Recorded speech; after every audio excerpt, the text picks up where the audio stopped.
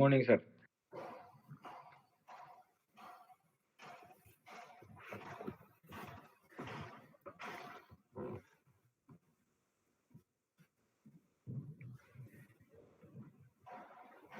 सबसे पहले तो आप लोग जल्दी से अपने जो कल की एक्टिविटी मैंने दी थी उसे ग्रुप में पोस्ट कर दीजिए।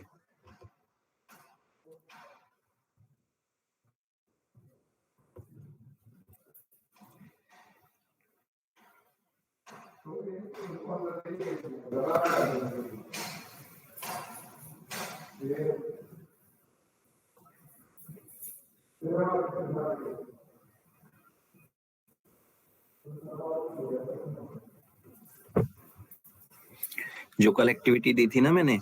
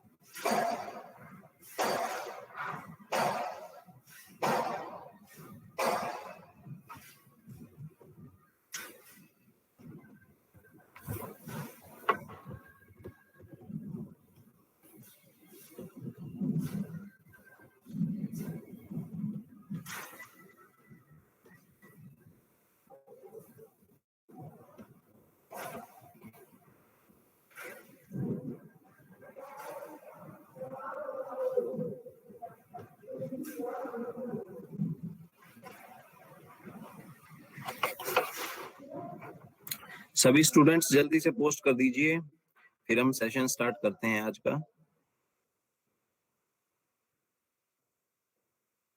ऋतिक, शुभम कुमार,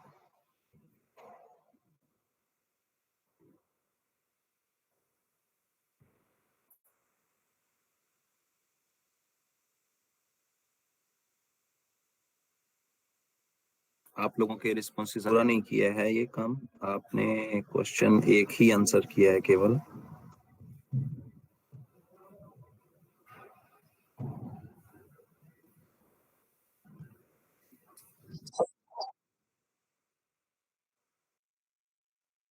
सॉरी, एक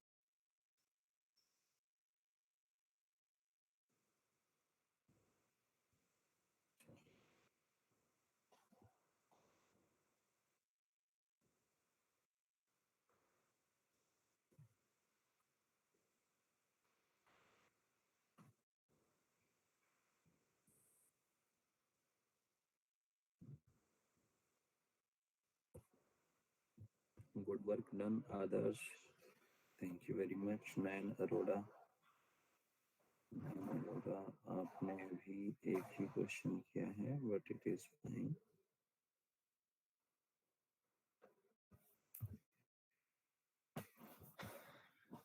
क्या सभी स्टूडेंट्स तक मेरी आवाज नहीं जा रही है क्या? मैंने बोला है कि सभी लोग अपने आंसर पोस्ट कर दीजिए ग्रुप में, so that we can start the session. आप लोग पोस्ट कर दीजिए, अभी करने का टाइम थोड़ी ना है। पूछिए, आपको कहीं वो डॉक्यूमेंट नहीं मिल रहा या अभी आप कुछ करने बैठोगे? सर पीडीएफ बना रहे हैं अभी। तो आप इसको चलिए ठीक है, पीडीएफ फॉर्म में भेज दीजिए, that will be more easier for me.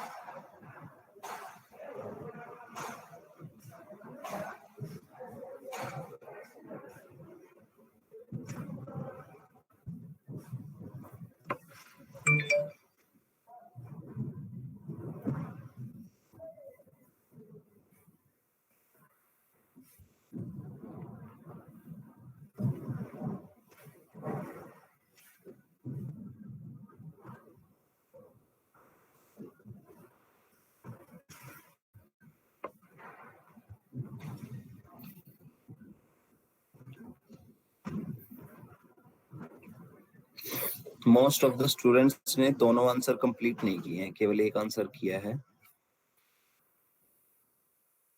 जो अभी तक मेरे पास रिस्पॉन्सेज आए हैं।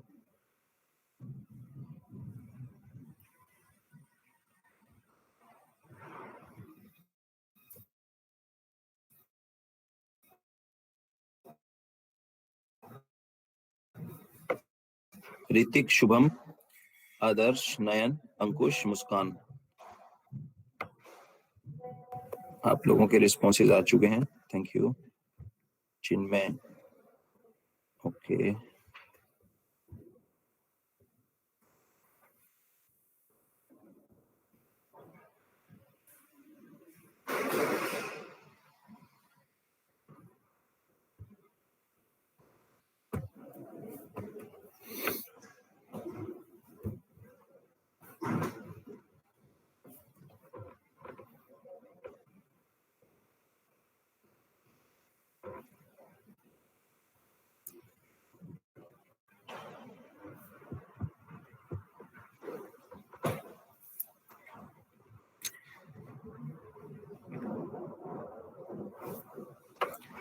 खुशबू, राजनंदिनी, गौरव, वरुण,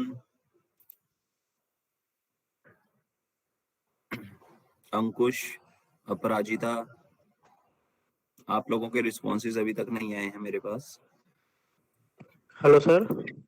यस सर कल मैं क्लास नहीं कर पाया था, कल मैं ट्रेवल कर रहा था।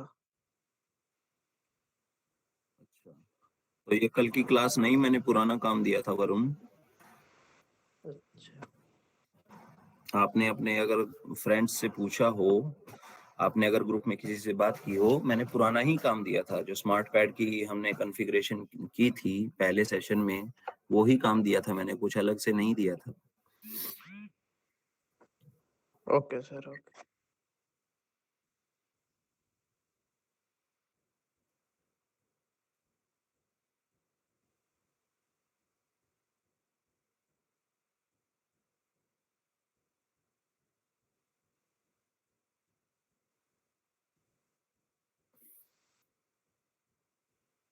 चलिए, अब इसके लिए मैं ज्यादा वेट तो अब नहीं कर सकता कि आप लोग मुझे रिस्पॉन्सेज भेजेंगे तो तब हम सेशन स्टार्ट करेंगे।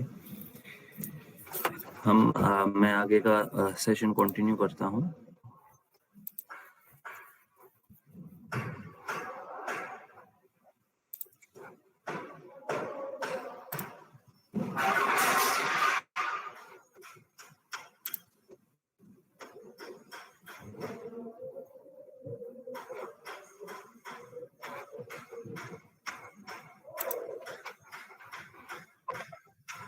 Is it visible to everyone? Yes sir. Okay, so कल हमने बात की थी कि हम कोऑर्डिनेट सिस्टम और फ्रेम सिस्टम के बारे में बात करेंगे आज रोबोट के, कि कोऑर्डिनेट सिस्टम क्या होता है और फ्रेम सिस्टम क्या होता है और रोबोट कैसे काम करता है। सो बेसिकली हर टाइप के जो मैंने आपको रोबोटिक सिस्टम से, yes sir, program motion of robot क्या होगा, वो फिर से एक्सप्लेन कर दो। Programmed motion of robots. Yes sir. आप कौन बात कर रहे हो? Let me see. Nayan, yes sir. आप कल की क्लास में प्रेजेंट नहीं थे क्या? सर प्रेजेंट था, लेकिन वो मेरे को जब डाउट आ गया था तो मुझे सॉल्व करना था उससे। क्या डाउट है? आप डाउट पूछिए, मैं आपको थोरोली अब एक्सप्लेनेशन नहीं दे सकता। We have already done it twice. आप मुझे अपना डाउट बताइए, मैं आपको वो एक्सप्लेन करूंगा। सर जो प्रोग्राम मोशन ऑफ रोबोट है वो P2P लीनियर यही वाले होते हैं, इलिप्टिकल है सब। हाँ जी, नोट। हाँ, प्रोग्राम्ड मोशन ये पॉइंट टू पॉइंट, लीनियर और सर्कुलर, ये सारे प्रोग्राम्ड मोशन होते हैं एक रोबोट के अंदर। ओके सर, यही डाउट था उससे एक मेन बस मेरा। एक क्वेश्चन है यहाँ पे, मैं इन प्रोग्राम्ड मोशंस की बात करता हूँ, आप लोगों में से किसी ने ये क्वेश्चन पुट अप नहीं किया कि सर अगर ये प्रोग्राम्ड मोशन है तो नेचुरल मोशंस क्या होते हैं? है ना। अगर हम इन्हें प्रोग्राम्ड मोशन कह रहे हैं तो नेचुरल मोशन भी तो कुछ होता होगा ना, हम भी तो मोशन करते हैं, हर ऑब्जेक्ट कुछ ना कुछ मोशन करता है। तो नेचुरल मोशन जो होता है उसमें हम पॉइंट टू पॉइंट, ठीक है, या फिर एक स्ट्रेट पाथ, ये सब कंसीडर नहीं करते। वो या तो लीनियर होता है या फिर वो मतलब आर्क में होता है, ठीक है ना, या तो वो आर्क क्रिएट करता है मोशन या फिर वो लीनियर होता है। तो वो नेचुरल मोशन में आते हैं। जैसे कि अगर हम बात करें, हम किसी सड़क पे चल रहे हैं, तो अगर सड़क सीधी है तो will be moving in a linear path, ठीक है। और अगर हम मोड़ पे हैं, ठीक है, तो वहां पे हम कर्व कर ले रहे हैं अपने पाथ में, ठीक है, तो that will be A arc motion, ठीक है। तो नेचुरल मोशंस में लीनियर और आर्क एग्जिस्ट करती हैं। ऐसा कुछ नहीं होता कि पॉइंट टू पॉइंट, ठीक है, या फिर कंट्रोल्ड पाथ लीनियर तो दोनों ही फेस में आ गया, लेकिन पॉइंट टू पॉइंट में, स्प्लाइन पॉइंट टू पॉइंट में, स्प्लाइन सर्कल में, स्प्लाइन लीनियर में ऐसा कुछ नहीं होता। ये स्प्लाइन जो है प्रोग्राम्ड मोशन का टाइप है, और उसी में पॉइंट टू पॉइंट मोशन और लीनियर मोशन और सर्कुलर मोशन आते हैं। दैट्स व्हाई इन्हें हम प्रोग्राम्ड मोशंस कहते हैं, ठीक है। एनीवेज, सो हम बात कर रहे थे कोऑर्डिनेट सिस्टम के बारे में, मैं आपको बताऊंगा। तो हमने अभी तक थोड़ा सा डिस्कशन जो किया वो ये किया कि रोबोट कैसे काम करता है, ठीक है। मैंने आपको स्मार्ट पैड के कॉन्फ़िगरेशन के बारे में बता दिया कि इसके की कॉन्फ़िगरेशन क्या होता है, how do we create a module को सेलेक्ट कैसे करते हैं, क्रिएट कैसे करते हैं, मैंने आपको वो कल दिखाया था, कल के सेशन में बताया था।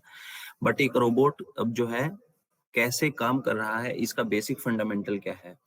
एक रोबोटिक आर्म कोऑर्डिनेट सिस्टम्स पे काम करती है, राइट। कोई भी मशीन है तो वो अपने कोऑर्डिनेट सिस्टम पे ही काम करेगी। आप कोई भी ऐसी मशीन बनाओ, रोबोट बनाओ, कोई भी ऐसी चीज देख लो, हर एक ऑब्जेक्ट जो है वो कोऑर्डिनेट सिस्टम के सब्जेक्ट पे काम करता है। अब कोऑर्डिनेट सिस्टम क्या होता है?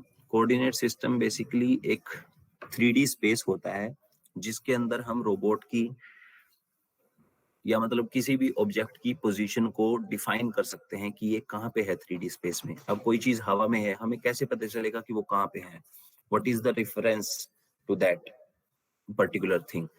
हम किसी बॉल को हवा में फेंक दें तो एक पर्टिकुलर पॉइंट पे वो हवा में है एक इंस्टेंस ऑफ टाइम के लिए, तो हमें कैसे पता कि वो जो है हवा में कहाँ पे है, उसकी पोजीशन क्या है एग्जैक्टली, ठीक है। हम लॉन्गिट्यूड, एल्टीट्यूड ये सब देखते हैं ना, तो ये हमें कैसे पता होता है कि ये कहाँ पे हैं? तो ये कोऑर्डिनेट सिस्टम्स पे काम करता है सारा ग्राफ, और उसी कोऑर्डिनेट सिस्टम पे रोबोटिक सिस्टम काम करता है। कोऑर्डिनेट सिस्टम में बेसिकली 3 डायमेंशनल व्यू लिया जाता है, that is x, y and z, ठीक है। और अब रोबोट के या मशीन्स के संदर्भ में कोऑर्डिनेट सिस्टम जो है वो अलग अलग ऑब्जेक्ट के लिए अलग अलग होते हैं।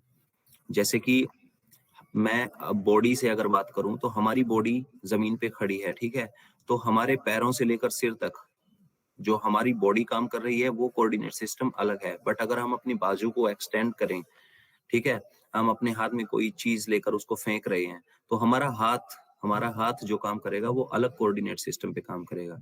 यानी कि बॉडी के लिए कोऑर्डिनेट सिस्टम वर्किंग अलग है, क्योंकि हम जैसे हम अगर एक बॉलर, क्रिकेट मैच आप सब लोग देखते होंगे, बॉलर भाग रहा है बॉल लेके, तो जो भाग रहा है उसकी टांगों से लेकर वो कोऑर्डिनेट सिस्टम अलग है। उसके बाद वो जब अपने हाथ से बॉल को रिलीज करता है, डिलीवर करता है, तो उस टाइम पे उसका जो हाथ जो होगा वो अलग कोऑर्डिनेट सिस्टम के हिसाब से काम करेगा। सिमिलर वे में रोबोट्स के साथ होता है, इनमें अलग अलग कोऑर्डिनेट सिस्टम होते हैं, जैसे कि base coordinate system, flange coordinate system, ठीक है, tool coordinate system, world coordinate system, ठीक है, जॉइंट कोऑर्डिनेट सिस्टम, ये सब अलग अलग होता है।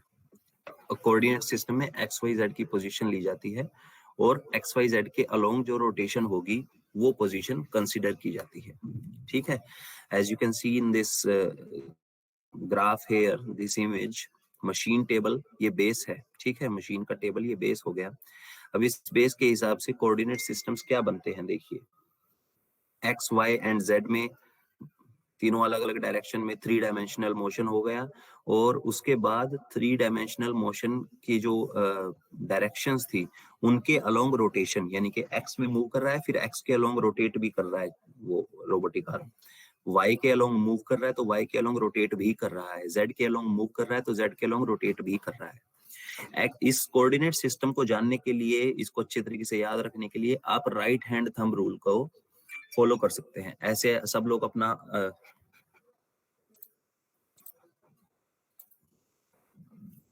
If you can see my hand this, ऐसे आप लोग अपना हाथ एक्सटेंड कीजिए और इस राइट हैंड थंब रूल के अकॉर्डिंग आप लोग ये जो डायरेक्शन देखोगे, ये फ्रंट फिंगर आपकी ये एक्स की पोजीशन होगी, यानी कि एक्स की मूवमेंट होगी, यानी कि रोबोट यहाँ से यहाँ जाएगा तो एक्स में मूव करेगा। उसके बाद ये आपका जो ये साइड वाली फिंगर है, ठीक है, ये आपके लिए वाई की मूवमेंट है, यानी कि ये एक्स था ये वाई है, ठीक है। इस तरीके से मैं दिखाऊं तो ये एक्स था, ठीक है, ये वाई है, ठीक है। उसके बाद ये जो थंब है ये जेड की मोशन को डिनोट करता है, यानी कि up Z positive, down Z negative. So इस तरीके से ये कोऑर्डिनेट सिस्टम्स जो हैं काम करते हैं। समझ आ गया आपको ये?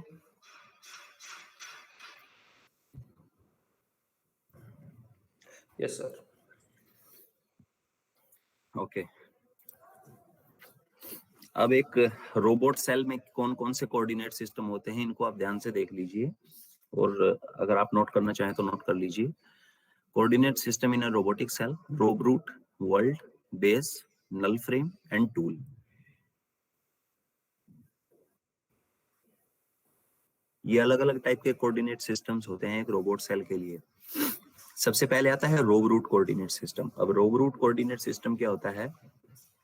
रोबोट जहां पे माउंटेड है ग्राउंड के साथ, वो जहां पे माउंटेड है ग्राउंड से, उसके बेस पे जो कोऑर्डिनेट सिस्टम काम करेगा वो रोब रूट कोऑर्डिनेट सिस्टम करेगा। It will be as similar as world coordinate system, ठीक है। उसको रोब रूट इसलिए बोल देते हैं क्योंकि रोबोट की रूट से वो कोऑर्डिनेट सिस्टम काम कर रहा है, यानी कि एक्स वाई जेड की पोजीशन रोबोट के रूट से मेजर की जा रही है कि रोबोट का रूट जो है वो कहाँ पे है, और वहां से 3 डायमेंशनल स्पेस में उसके आर्म की या दूसरे पॉइंट्स की पोजीशन क्या है। दैट इज कॉल्ड रोब रूट कोऑर्डिनेट सिस्टम, ठीक है। उसके बाद वर्ल्ड कोऑर्डिनेट सिस्टम आता है। ये यूनिवर्सल कोऑर्डिनेट सिस्टम है जिसको ग्लोबल कोऑर्डिनेट सिस्टम भी बोला जाता है, इसी वजह से इसका नाम है वर्ल्ड कोऑर्डिनेट सिस्टम। ये कोऑर्डिनेट सिस्टम ऐसा होता है जिसके ऊपर दुनिया के सभी रोबोट, सभी मशीनरीज काम करती हैं वर्ल्ड कोऑर्डिनेट सिस्टम पे। और इसके अंदर जो रोबोट है वो पर्टिकुलरली ऐसा नहीं है कि कोई एक एक्सिस मूव करेगी। वर्ल्ड कोऑर्डिनेट सिस्टम में सारी एक्सिस साइमल्टेनियसली मूव करती हैं। अगर आप A1 एक्सिस को मूव कराओगे तो बाकी सारी axis according to the position of A1 अपने आप को एडजस्ट कर लेंगी, ठीक है। ये बात आपको समझ आ गई? जब भी आप एक एक्सिस को मूव कराओगे अकॉर्डिंग टू दैट रोबोट की सारी एक्सिस अपने आप को उसी तरीके से एडजस्ट कर लेंगी। That is called world coordinate system, okay. उसके बाद आता है base coordinate system. Base coordinate system होता है जब आपके सामने, रोबोट के सामने एक टेस्ट बेड लगा होता है, ठीक है, जिग्स एंड फिक्सचर्स होते हैं जिसके ऊपर, तो उस टेस्ट बेड पे हम कोऑर्डिनेट्स निर्धारित करते हैं रोबोट के। हालांकि ये हम कैलिब्रेट करके अपने आप से भी बता सकते हैं रोबोट को कि आपको एक्स डायरेक्शन कौन सी चूज करनी है, वाई कौन सी, यानी कि जो एक्स है वो वाई भी बना सकते हैं और जो वाई है वो एक्स भी बना सकते हैं। जेड तो हमेशा जेड रहेगा ही, ठीक है। तो बेस कोऑर्डिनेट सिस्टम बेसिकली होता है जो रोबोट का टेस्ट बेड होता है उसके कोऑर्डिनेट्स। रोबोट का टेस्ट बेड भी तो एक पोजीशन पे रखा है ना, तो उसी के ऊपर हमें ऑब्जेक्ट रखना है, उसी के ऊपर रोबोट को काम करना है, तो उसका कोऑर्डिनेट सिस्टम कहलाएगा base coordinate system. Is it clear to everyone?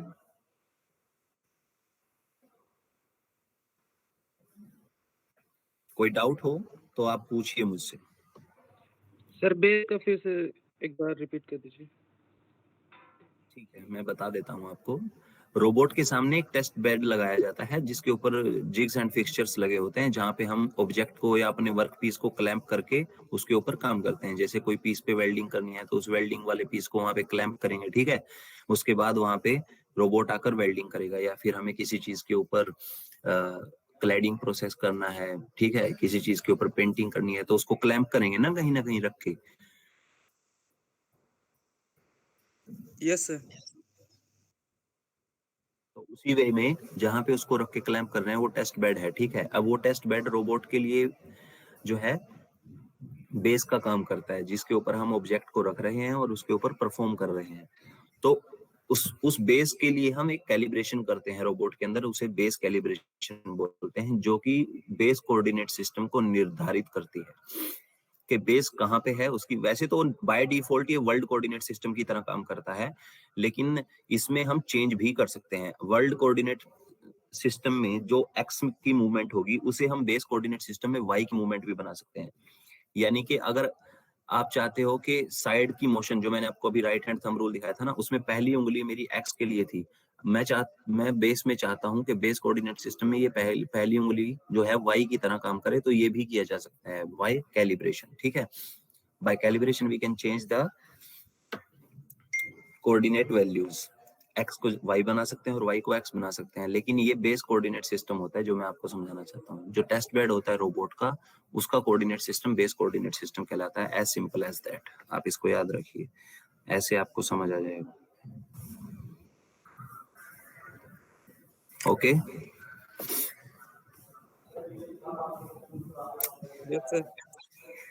ठीक है। नल फ्रेम, जिसको फ्लेंज फ्रेम भी बोलते हैं, फ्लेंज कोऑर्डिनेट सिस्टम। ये नल फ्रेम जो होता है, अगर हम कोई भी कोऑर्डिनेट सिस्टम सेलेक्ट नहीं करते तो बाय डिफॉल्ट जो है फ्लेंज कोऑर्डिनेट सिस्टम चलता है रोबोट के अंदर, ठीक है। जैसे हम काम कर रहे हैं और हमने प्रोग्राम किया या टीच किया,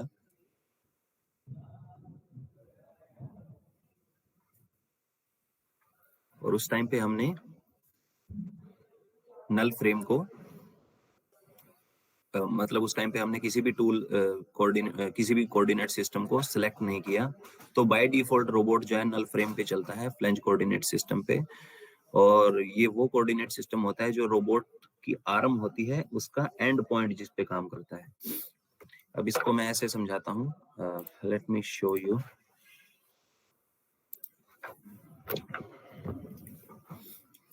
ये राइट हैंड थंब रूल है, everyone can see me, everyone can see me. Yes sir. Yes sir. Yes sir. Okay, तो ये राइट हैंड थंब रूल है। तो अभी क्या था, हम बेस पे थे तो बेस पे ये स्ट्रेट था, मतलब ऐसे था, ठीक है।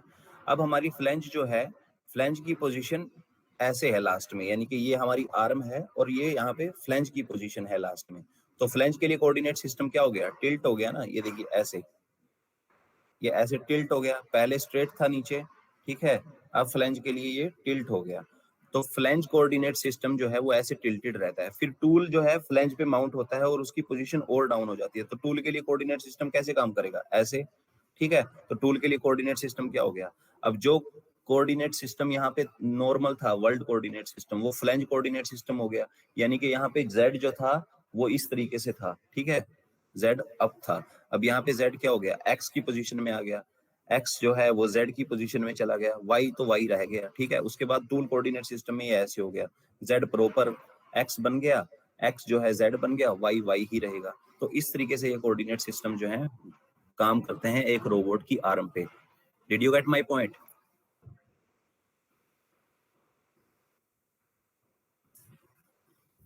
Is it clear? Yes sir. Okay fine.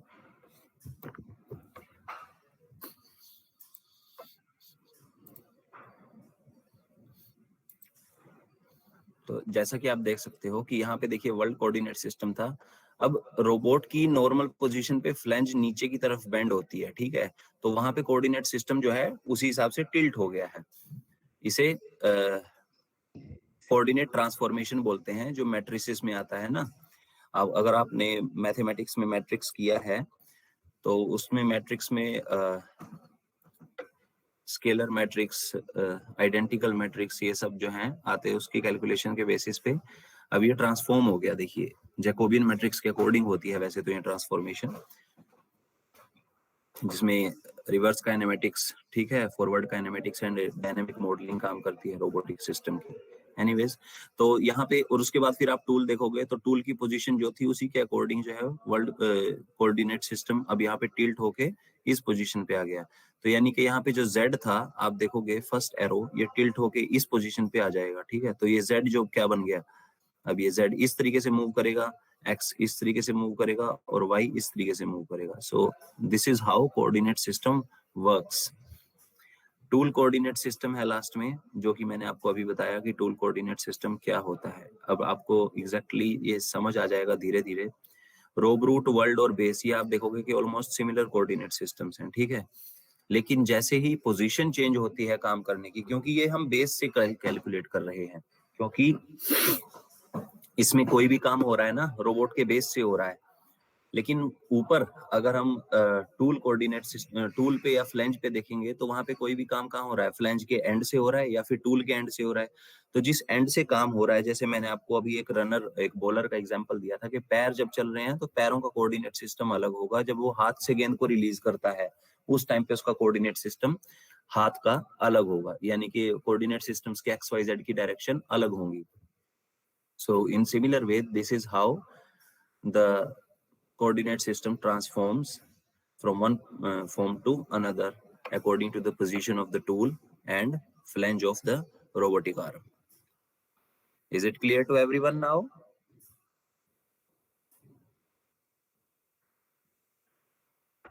Yes, sir.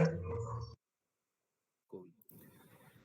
तो अब हम coordinate systems according to robots देखते हैं। जो मैंने आपको डिफरेंट टाइप के रोबोट्स बताए थे, Cartesian robot, SCARA robot, cylindrical robot, spherical robot, wrist जो वर्टिकली आर्टिकुलेटेड रोबोट्स होते हैं, तो उसके कोऑर्डिनेट सिस्टम, उन सब रोबोट्स के कोऑर्डिनेट सिस्टम किस किस तरीके से होते हैं।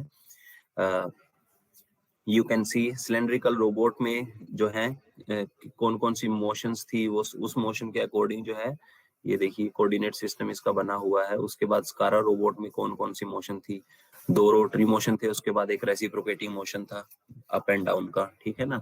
तो उसके अकॉर्डिंग इसका कोऑर्डिनेट सिस्टम ऐसा बनता है। उसके बाद cylindrical coordinate system, cylindrical coordinate system में आप देख सकते हो एक रोटेटिंग मोशन थी और दूसरे बाकी के 2 जो हैं वो रेसिप्रोकेटिंग मोशन थे, यानी कि अप एंड डाउन या फिर side by side motion. Spherical coordinate system, अब ये स्फेरिकल कोऑर्डिनेट सिस्टम जो है वर्टिकली आर्टिकुलेटेड रोबोट की तरह ये काम करता है। इसमें सारी जो है रोटरी मोशंस होती हैं, ठीक है। और रिस्ट कोऑर्डिनेट सिस्टम जो कि वर्टिकली आर्टिकुलेटेड रोबोट का ही एक पार्ट होता है, इसमें भी सारे जिस तरीके के जो जॉइंट हैं, लिंक हैं, उसके अकॉर्डिंग रोटरी मोशन के कोऑर्डिनेट सिस्टम्स दिखाए गए हैं। So coordinate system is basically nothing but the way how something how an object is moving, in which direction it is moving and how it is moving. I mean whether it is doing reciprocating motion, whether it is doing rotary motion, ठीक है। तो इस तरीके से coordinate system जो define किए जाते हैं हर रोबोट के लिए अलग अलग। तो ये हो गया कोऑर्डिनेट सिस्टम। अब कोऑर्डिनेट सिस्टम की अब मैं आपको सार दे देता हूँ इसका, जैसे हम कोई भी वो करते थे ना हिंदी में, उसका सार करते थे लास्ट में। तो सार ये है कि 3D स्पेस में किसी भी पॉइंट पर रोबोट के सिस्टम की पोजीशन को जानना, रोबोट के टूल की पोजीशन को जानना कोऑर्डिनेट सिस्टम का काम होता है। और कोऑर्डिनेट सिस्टम एक ऐसा एनवलप होता है जिसके अंदर रोबोट जो है 3D स्पेस में मूव करता है और हम उसकी पोजीशन का अनुमान लगा, हम उसकी पोजीशन का एक्यूरेटली जो है उसको जान सकते हैं कि वो किस पोजीशन पे है करंटली, ठीक है। तो ये होता है कोऑर्डिनेट सिस्टम। अब हम बात करते हैं फ्रेम की। अब रेफरेंस फ्रेम क्या होता है? अब हमने x Y z coordinate system तो देख लिया, लेकिन x Y z coordinate system start कहाँ से हो रहा है? ये आपको अपनी जो है स्क्रीन पे ये इमेज दिखाई दे रही होगी। एक ये वॉल है, वॉल के ऊपर ये सिंपल फ्रेम लगा हुआ है, ठीक है। ये कोई पिक्चर फ्रेम हो सकता है, पेंटिंग फ्रेम हो सकता है, कुछ भी है। ये जस्ट फॉर एग्जांपल पर्पस मैंने लिया है। अब ये पूरी वॉल जो है जिसके ऊपर ये लगा हुआ है, ये वॉल, ये रेफरेंस फ्रेम है, यानी कि ये इसका रेफरेंस है जो इसके ऊपर इमेज लगी है। और जो ये इमेज, ये फ्रेम जो लगा हुआ है, ठीक है, ये है कोऑर्डिनेट सिस्टम। इसके 3D, ये किसी 3D स्पेस में लगा हुआ है। तो जो 3D स्पेस को जो अपने अंदर 3D स्पेस को डिफाइन करे, यानी कि XYZ ये कहाँ से लिए गए हैं, वो पूरा जो होता है वो रेफरेंस फ्रेम कहलाता है। XYZ के अंदर जो चीज है वो कोऑर्डिनेट सिस्टम है, यानी कि XYZ का जो एनवलप बनेगा उस एनवलप को हम कोऑर्डिनेट सिस्टम बोलते हैं। और XYZ जिस चीज के अंदर है वो रेफरेंस फ्रेम बोला जाएगा। Is it clear?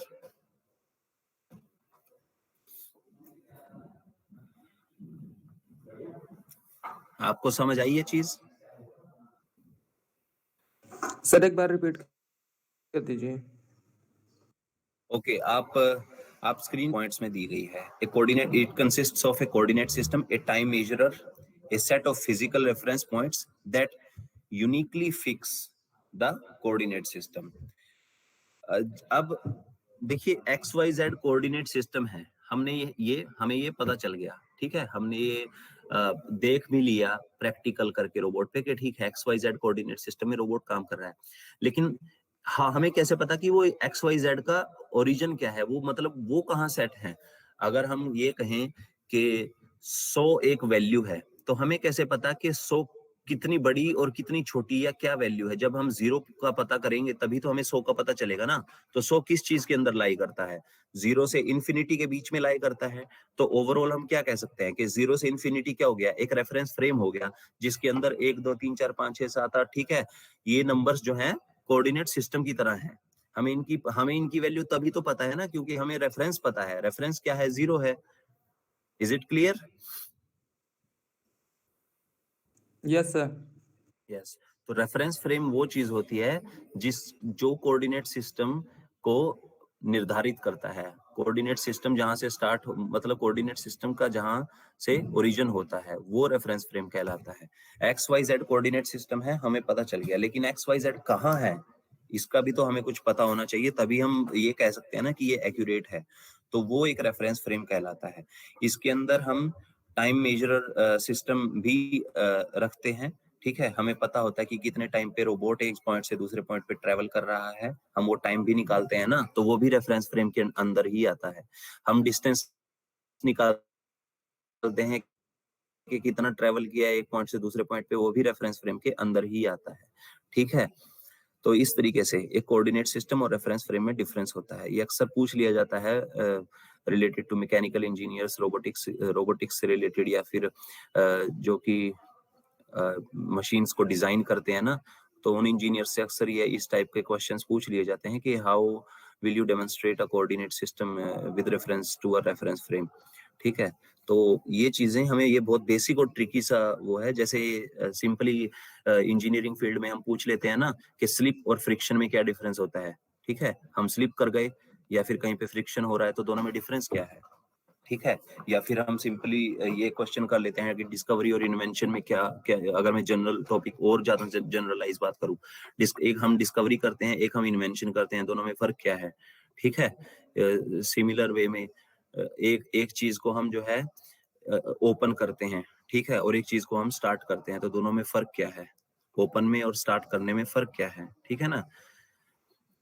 क्योंकि कई कंट्रीज में बोला जाता है ओपन द रेडियो, ठीक है, कई कंट्रीज में बोला जाता है टर्न ऑन द रेडियो, ठीक है, कहीं में बोला जाता है स्टार्ट द रेडियो, ठीक है।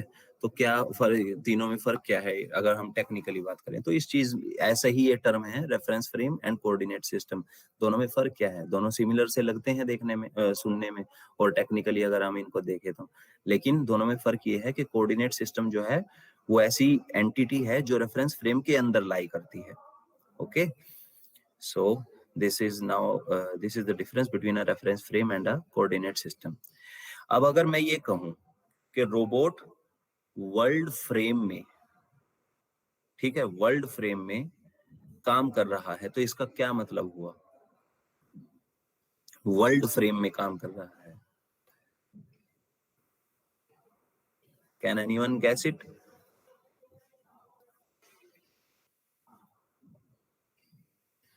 और अगर मैं वो कहूं कि रोबोट वर्ल्ड कोऑर्डिनेट सिस्टम में काम कर रहा है, तब आप कैसे इसको सोचोगे? Anyone?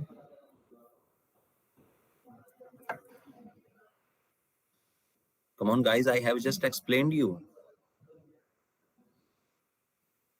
Sir world coordinate system sir world frame में अलाई करता है। ठीक है, तो मैंने कहा कि रोबोट वर्ल्ड कोऑर्डिनेट सिस्टम में काम कर रहा है, तो वो कैसे काम करेगा?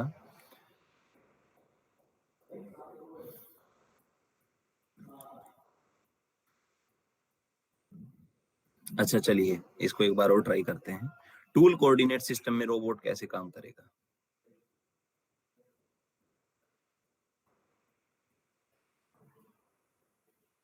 चलो इसको और बेसिक लेवल पे मैं लेके जाता हूँ। अगर एक बॉलर बॉलिंग कर रहा है तो उसका उसके टूल पैरों मूव करेगा, टूल की पोजीशन दोबारा रिपीट करें। सर उसकी टूल की पोजीशन चेंज हो रही है मतलब। Yes, that is the point. यही तो है जो चीज समझनी है। अब अगर मैं टूल कोऑर्डिनेट सिस्टम में काम करवा रहा हूं तो उसका टूल काम करेगा टूल की position according to its position, जो टूल की डिफॉल्ट पोजीशन है उसके अकॉर्डिंग वो एक्स वाई जेड को फॉलो करेगा। अगर मैं कह रहा हूं कि वर्ल्ड कोऑर्डिनेट सिस्टम में रोबोट काम कर रहा है, दैट मींस कि वर्ल्ड कोऑर्डिनेट सिस्टम में अगर मैं रोबोट की एक एक्सिस को मूव करवाता हूं तो सारी एक्सिस साइमल्टेनियसली अपने आप को एडजस्ट कर लेंगी। वर्ल्ड कोऑर्डिनेट सिस्टम मींस कि सारी एक्सिस मूव करेंगी। अगर मैंने A1 एक्सिस जो थी A1 का पॉजिटिव वाला बटन दबाया, जो कीज जॉगिंग कीज दिखाए ना मैंने आपको, वो जॉगिंग की मैंने A1 के लिए दबाया। अब A1 रोटेट कर रहा है, यानी कि रोबोट साइड में घूम रहा है, लेकिन रोबोट घूमते घूमते दूसरी axis according to that adjust कर लेंगे अपने आप को। That is world coordinate system, क्योंकि पूरा वर्ल्ड रोबोट का उसमें मूव कर रहा है। ठीक है ना? That is why it is called world coordinate system as well. Tool coordinate system में जैसा मुस्कान ने बताया कि अगर टूल कोऑर्डिनेट सिस्टम है तो टूल मूव करेगा उसका। मैंने सिंपली बोल दिया ना कि कोऑर्डिनेट सिस्टम है वो भी टूल के लिए, तो टूल एक्स वाई जेड में अपनी पोजीशन को सेट करेगा जैसा कि हम उसको चाहेंगे।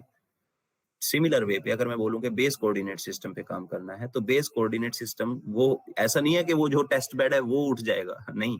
बेस कोऑर्डिनेट सिस्टम पे रोबोट वैसे काम करेगा जैसा हमने उसको बेस कोऑर्डिनेट सिस्टम पे सेट किया होगा। अगर हम बेस में बिल्कुल सिमिलर रखेंगे कि वर्ल्ड कोऑर्डिनेट सिस्टम की तरह चले तो वो वैसे ही चलेगा। अगर हम चाहते हैं कि एक्स दूसरी पोजीशन पे जाए, वाई में दूसरी पोजीशन पे जाए, तो वो भी वैसे काम करेगा, according to base coordinate system काम करेगा। राइट? सो ये होता है। सिमिलरली आप इसको इस एग्जांपल से याद रखिए कि बॉलर जब भाग रहा है बॉल लेके, तो दो चीजें हैं वहां पे, एक तो उसके हाथ में बॉल है, दूसरा वो मोशन उसका हाथ भी कर रहा है, दूसरा उसकी बॉडी थ्रू हिज लेग्स। ठीक है, उसकी लेग्स के थ्रू उसकी बॉडी भी मूव कर रही है। अब पहला कोऑर्डिनेट सिस्टम जो उसकी लेग्स फॉलो कर रही हैं वो है। दूसरा कोऑर्डिनेट सिस्टम क्या होगा जब वो अपने हाथ से गेंद को रिलीज करेगा? So there will be two coordinate system working on a single human body or a single machine, on a single robot. ठीक है? And there can be many, there can be more than two, there can be more than endless numbers if you increase the axis, increase the अब joint coordinate system बता देता हूँ मैं आपको, इसमें वो आया नहीं है। joint coordinate system क्या होता है? let me try and explain you. जैसे टूल कोऑर्डिनेट सिस्टम है, वर्ल्ड कोऑर्डिनेट सिस्टम है, बेस कोऑर्डिनेट सिस्टम है, चौथा और सबसे मोस्ट इंपॉर्टेंट होता है जॉइंट कोऑर्डिनेट सिस्टम। अब सिंपली मैं कोऑर्डिनेट सिस्टम की बात कर रहा हूं और जॉइंट वर्ड मैंने बोल दिया, यानी कि हर एक joint individually x Y z में अपने अकॉर्डिंग मूव करेगा। That's it. ठीक है ना? हर एक जॉइंट एक्स वाई जेड के अकॉर्डिंग अपने आप की पोजीशन को सेट करेगा। अगर मैं उसमें A1 की दबाऊंगा तो सिर्फ A1 मूव करेगा, बाकी कोई एक्सिस मूव नहीं करेगी। A2 दबाऊंगा तो A2 मूव करेगा, बाकी कोई एक्सिस मूव नहीं करेगी। A3 दबाऊंगा तो A3 मूव करेगा, बाकी कोई एक्सिस। जॉइंट मींस के इंडिविजुअली हर जॉइंट को मैं इंडिविजुअली मूव करा सकता हूँ। ठीक है? वहां पे वो सिर्फ सिंपली एक नॉर्मल जो जिसे वर्ल्ड कोऑर्डिनेट सिस्टम बोलते हैं या नॉर्मल रोब रूट कोऑर्डिनेट सिस्टम बोलते हैं ना, वो फॉलो करेगा। लेकिन मैंने जॉइंट सेलेक्ट किया है तो सिर्फ एक इंडिविजुअल जॉइंट जिसको मैं मूव कराना चाहता हूँ वही मूव करेगा, बाकी कुछ भी मूव नहीं करेगा। That's it. Is it clear now?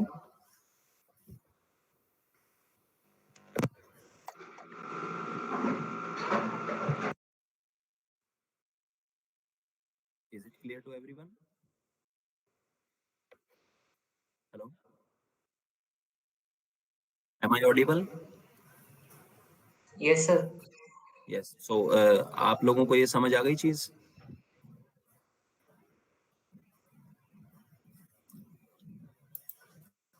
Yes sir.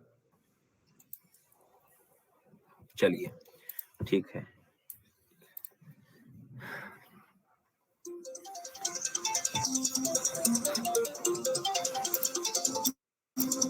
just a minute.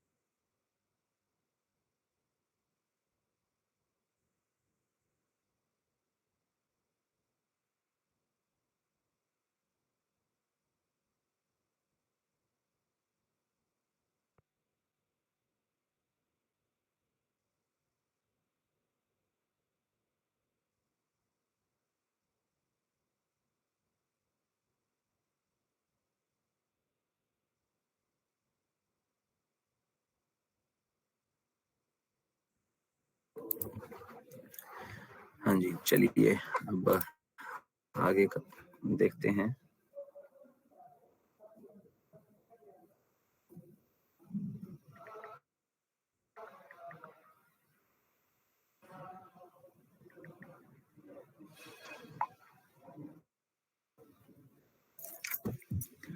So robot reference frames यहाँ पे दिखाए गए हैं इसमें। तो कोऑर्डिनेट सिस्टम जैसे वर्ल्ड होता है, बेस है, जॉइंट है, टूल है, वैसे ही फ्रेम्स भी होते हैं। ठीक है, अब क्योंकि जो भी कोऑर्डिनेट सिस्टम है उसका एक फ्रेम तो होगा ना, रेफरेंस फ्रेम होगा, तभी तो वो कोऑर्डिनेट सिस्टम काम कर रहा है। तो जैसा कि आप इमेज में देख सकते हो, world frame, world coordinate system जो कि रोबोट की जड़ में होता है, जो बेस है उसका XYZ के लिए, यहीं से रोबोट का वर्ल्ड फ्रेम काम करता है। ठीक है, उसके बाद बेस फ्रेम जो टेस्ट बेड होता है उसके लिए बेस फ्रेम काम करता है, यानी कि जो वो बेस का कोऑर्डिनेट सिस्टम होगा वो बेस फ्रेम के अंदर लाई करेगा। ठीक है, जॉइंट फ्रेम आप ये देख सकते हो, जॉइंट पे लगा हुआ है ना, शोल्डर पे देन एल्बो पे। ये जो जॉइंट फ्रेम है XY and Z के लिए, ये joint frame joint coordinate system के लिए काम करता है, यानी कि जॉइंट फ्रेम जहाँ पे सिलेक्ट होगा, यानी कि वहां पे जॉइंट कोऑर्डिनेट सिस्टम उसके अंदर जो काम करेगा उसी को फॉलो करेगा रोबोट। टूल फ्रेम, अब यहाँ पे टूल का कोऑर्डिनेट सिस्टम था, जो डेफिनेटली टूल फ्रेम यहाँ पे एप्लीकेबल होगा। क्योंकि ये बताने का मेरा पर्पज ये है, इससे ज्यादा फर्क नहीं पड़ता, लेकिन बताने का पर्पज इसलिए है क्योंकि कई रोबोट्स होते हैं जैसे कि फानुक, उसमें आपको कोऑर्डिनेट सिस्टम के साथ साथ फ्रेम भी सिलेक्ट करना पड़ता है। कुका, एबीबी ये थोड़े से एडवांस मैं कह सकता हूँ इस मामले में है, इसमें फ्रेम सेलेक्ट नहीं करना पड़ता, आप कोऑर्डिनेट सिस्टम सेलेक्ट करते हो और आपका काम चल जाता है। According to the coordinate system robot जो है फंक्शन करता है, वर्क करता है। लेकिन फानुक में और आई गेस एप्सन में भी और स्टॉबली में भी, इन कुछ एक रोबोट्स हैं जिसमें आपको फ्रेम भी डिफाइन करना होता है। आपने सिलेक्ट कर लिया टूल कोऑर्डिनेट सिस्टम, तो आपको फ्रेम भी वो पूछेगा कि किस फ्रेम में चलना चाहते हो। टूल कोऑर्डिनेट सिस्टम को आप वर्ल्ड फ्रेम में चलाना चाहते हो, जॉइंट फ्रेम में चलाना चाहते हो, ठीक है, टूल फ्रेम में चलाना चाहते हो, क्योंकि अगर फ्रेम जैसा आप सिलेक्ट करोगे तो कोऑर्डिनेट सिस्टम उसी तरीके से बिहेव करेगा। ओके, तो वैसे तो बाय डिफॉल्ट सेम ही रहता है, अगर टूल कोऑर्डिनेट सिस्टम है तो टूल फ्रेम के अंदर वो काम करेगा। इसको आप ये कह सकते हो कि टूल फ्रेम मतलब tool coordinate system as it is, ठीक है ना।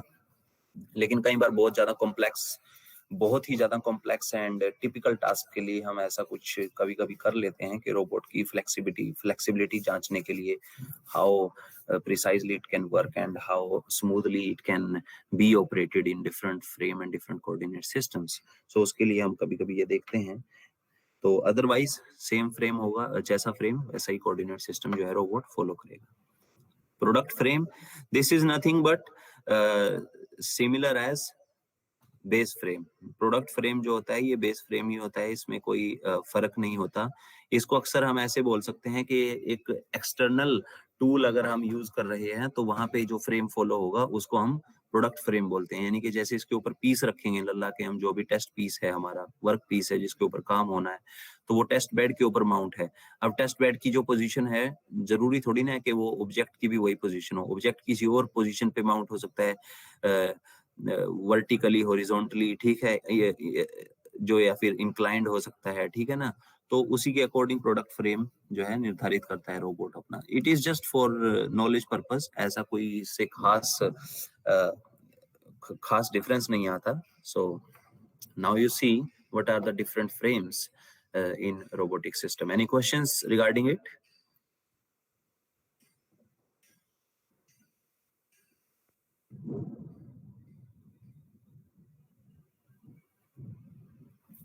Any questions?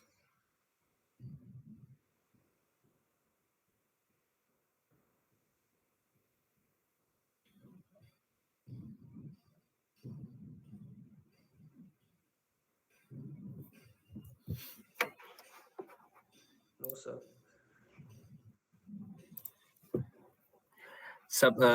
सबको समझ आया फ्रेम्स और कोऑर्डिनेट सिस्टम के बारे में?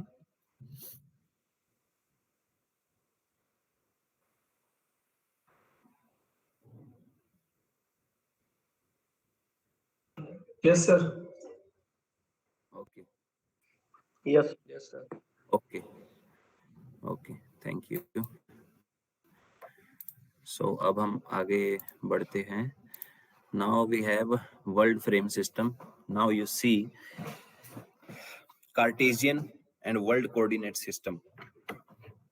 ये अब आपको दिखाई दे रहा है कि किस तरीके से कार्टेशियन या फिर वर्ल्ड कोऑर्डिनेट सिस्टम इसे बोलते हैं. इसके अंदर रोबोट काम करता है. एक्स वाई जेड की पोजीशन होती है पॉजिटिव में, देन नेगेटिव में, और उसके अलोंग रोटेशंस होती हैं, ठीक है. तो इसमें बहुत ज्यादा कोई हमने ऐसा कुछ पेंडिंग रखा नहीं है. It is just for revision कि आप दोबारा देख लो. इसने देखिए पहली एक्सिस के जो बेस है वहां से स्टार्ट किया है इस कोऑर्डिनेट सिस्टम को फॉलो करना, और इसी को रोबोट फॉलो करता है. अगर हम एक्स पॉजिटिव करेंगे तो रोबोट जो है टोटल बॉडी आगे की तरफ मूव करेगी. अगर एक्स नेगेटिव करेंगे तो ये टोटल बॉडी पीछे की तरफ मूव करेगी. वाई में ये साइड में रोटेट कर जाएगा, वाई नेगेटिव में इस साइड रोटेट कर जाएगा. जेड में ऊपर मूव करेगा, ये आर्म ऊपर उठ जाएगी, और जेड नेगेटिव में ये आर्म नीचे बेंड कर जाएगी, ठीक है. तो इस तरीके से रोबोट जो है मूव करता है वर्ल्ड कोऑर्डिनेट सिस्टम में. अब टूल फ्रेम सिस्टम जो है, ये टूल फ्रेम सिस्टम इस तरीके से काम करेगा. टूल कोऑर्डिनेट सिस्टम जिसे बोल सकते हैं. ये रोबोट का बेस था क्योंकि यहाँ पे पोजीशन सीधी थी. अब यहाँ पे पोजीशन जो है वर्टिकल है, तो वर्टिकल पोजीशन में कोऑर्डिनेट सिस्टम्स भी अलग हो गए हैं. तो जिस तरीके से पोजीशन अलग हुई, चेंज हुई, उसी तरीके से कोऑर्डिनेट सिस्टम भी ट्रांसफर हो गया, ठीक है. तो इस तरीके से टूल कोऑर्डिनेट सिस्टम काम करता है. ये मैं ऑलरेडी आपको बता चुका हूँ. Joint frame, joint coordinate system जिसे बोलते हैं, वो इस तरीके से काम करेगा. अब देखिए हर जॉइंट पे यहाँ पे ये जो एक 3 एक्सिस आर्म आपको दिखाई दे रही है, इस 3 एक्सिस रोबोट आर्म पे हर जॉइंट पे कोऑर्डिनेट सिस्टम है. देखिए यहाँ का कोऑर्डिनेट सिस्टम अलग है, यहाँ का कोऑर्डिनेट सिस्टम अलग है, और यहाँ का कोऑर्डिनेट सिस्टम अलग है, क्योंकि जॉइंट की लोकेशन अलग अलग है 3D स्पेस में, उनकी पोजीशन अलग अलग है 3D स्पेस में, ठीक है. तो इस तरीके से जॉइंट कोऑर्डिनेट सिस्टम जो है काम करता है according to the position and state of the object. Now we will be taking a break for 5 minutes, 5 or 10 minutes. After that we'll be continuing the session with the teaching parameters. Okay.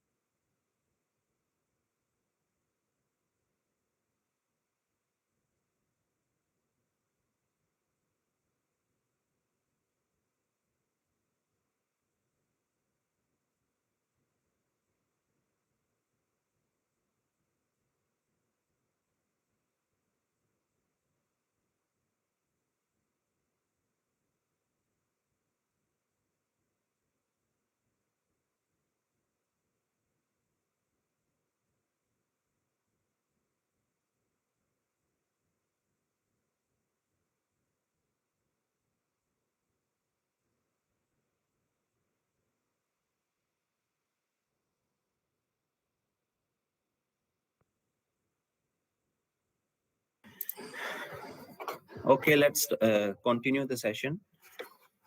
I hope everyone is up from the break.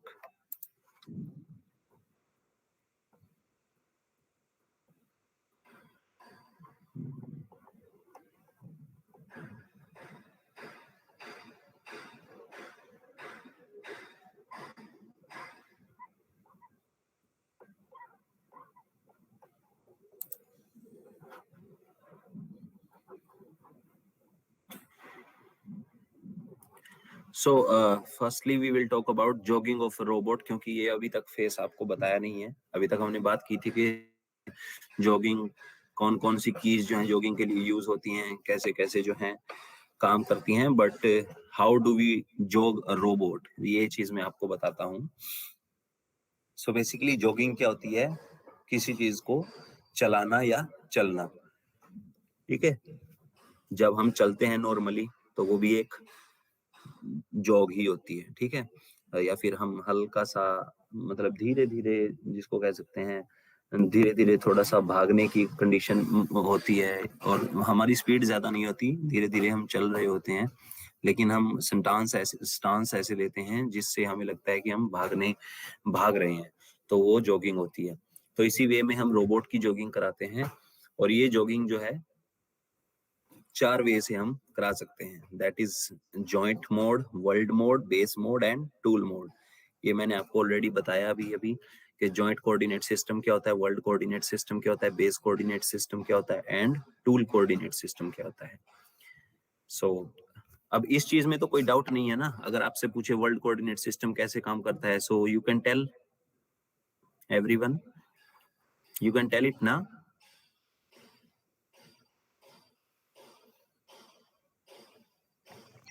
Yes sir. Yes sir. Good. So अब हम jogging कर रहे हैं, तो सबसे पहले ये जानना जरूरी है कि जॉगिंग करते कैसे हैं। हम यहाँ पे जो आपको ये 1 नंबर की मार्किंग दिखाई दे रही है, यहाँ से जो है कोऑर्डिनेट सिस्टम सेलेक्ट कर सकते हैं। जब आप इस पे टच करोगे तो आपको अपनी स्क्रीन पे दिखाई देंगे axis, that is joint coordinate system, world coordinate system, base coordinate system, tool coordinate system, ठीक है। ट्रेस एंड ये एंड ऑल दैट वो अलग चीज है, वो एक्सपर्ट लेवल पे जाके जब आपको इन 4 चीजों का पता होता है, तब आप वो ट्रेस एंड अदर थिंग्स पे जाते हो। So joint, world, base and tool coordinate system, ये कोऑर्डिनेट सिस्टम आप यहाँ से सिलेक्ट कर सकते हो। ये आइकन जहाँ पे 1 नंबर की मार्किंग है, ये है जॉगिंग कीज के लिए। जो ये कीज आप देख रहे हो, A1 एक्सिस के लिए, A2 एक्सिस के लिए, A3 A4 के लिए, और जो 6D माउस है उसकी ये जो आप कर्व्ड पैटर्न देख रहे हो, इस की के लिए जो है ये आपको यहाँ पे ये ग्लोब आइकन दिखाई दे रहा होगा। ये यहाँ से इस 6D माउस के लिए आप कोऑर्डिनेट सिस्टम सिलेक्ट कर सकते हो, यानी कि 6D माउस की मूवमेंट की इस कोऑर्डिनेट सिस्टम के अकॉर्डिंग होगी, उसके लिए यहाँ से सिलेक्ट किया जाएगा। और जॉगिंग कीज प्रेस करने पे किस टाइप के कोऑर्डिनेट सिस्टम की मोशन होगी वो यहाँ से सिलेक्ट किया जाएगा, ठीक है। ये स्मार्ट पैड पे आपको आइकन दिखाई देगा, and you can select it very simply, and then you can jog the robot.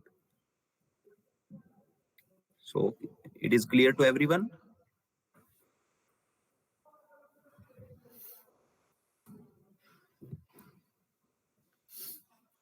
अब यहाँ पे देखिए, जॉइंट कोऑर्डिनेट सिस्टम में हर एक जॉइंट इंडिविजुअली मूव करता है।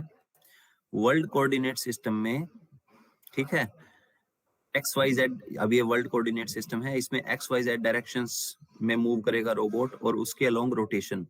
अब ये उसके अलोंग जो रोटेशन होती है ना, इसको या पिच रोल, ठीक है, वर्ड में दिखाया जाता है। तो या मोशन होती है, एक पिच मोशन होती है, एक रोल मोशन होती है। उसको कुका में जो है वो ABC लिखते हैं, X के लिए A, Y के लिए B, Z के लिए C, और फानुक में इसको WPR लिखते हैं, जो कि मैंने दिखाया हुआ है यहाँ पे, WPR, X के लिए W, Y के लिए P एंड Z के लिए R। सो ABC WPR इस तरीके से अलग अलग कोड से इस रोटेशन को डिनोट किया जाता है। So this is world coordinate system. Then we have base coordinate system, obviously. Base coordinate system select करने पे रोबोट जो है as per the calibration and coordinate system of its base उस पे काम करेगा, ठीक है, जो कि टेस्ट बेड सामने होता है रोबोट के, रोबोटिक सिस्टम के। बाय डिफॉल्ट ये वर्ल्ड कोऑर्डिनेट सिस्टम ही होता है, लेकिन अगर हम इसको चाहें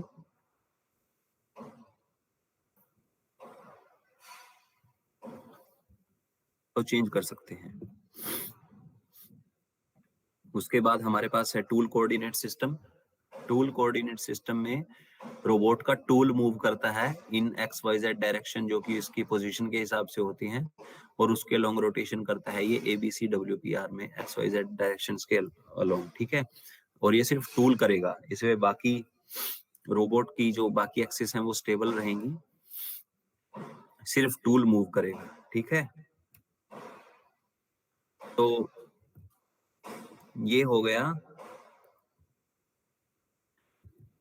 जॉगिंग कीज से रिलेटेड पार्ट, जो कि आपको जॉग करने में हेल्प करेगा। और जॉगिंग कीज जो हैं ये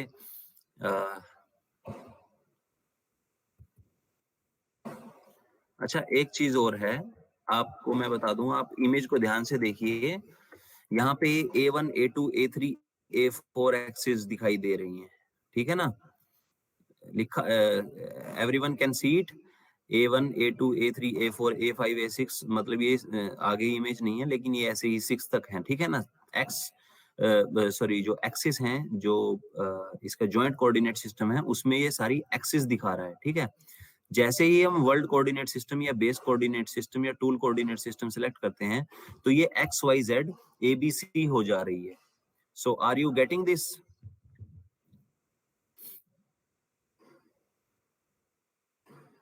जिसको ये पार्ट, ये चीज समझ में आई है, मुझे बताइए प्लीज।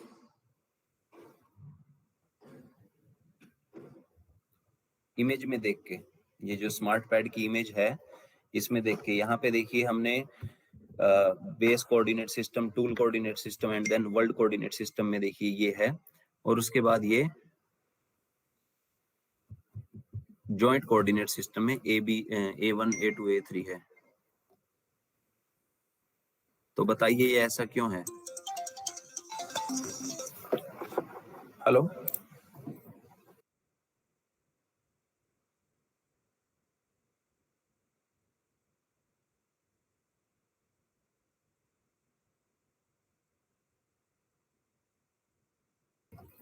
हाँ जी बताइए। सर वो जॉइंट सर डिफरेंट जॉइंट के लिए different coordinate. One by one बताइए। पहले शुभम आप बता दीजिए। सर डिफरेंट जॉइंट के लिए डिफरेंट कोऑर्डिनेट सिस्टम हो रहा है, इसलिए A1 अलग पहले जॉइंट के लिए, A2 दूसरे जॉइंट के लिए। हाँ, तो जॉइंट कोऑर्डिनेट सिस्टम में क्या हो रहा है कि जॉइंट्स दिखा रहा है ये कि A1 अगर मूव करना है तो ये कीज आप यूज करोगे, A2 मूव करना है तो ये की यूज करोगे, A3 मूव करना है, यानी कि सारी एक्सिस जो हैं, 6 एक्सिस हैं तो 6 जॉइंट हो गए ना।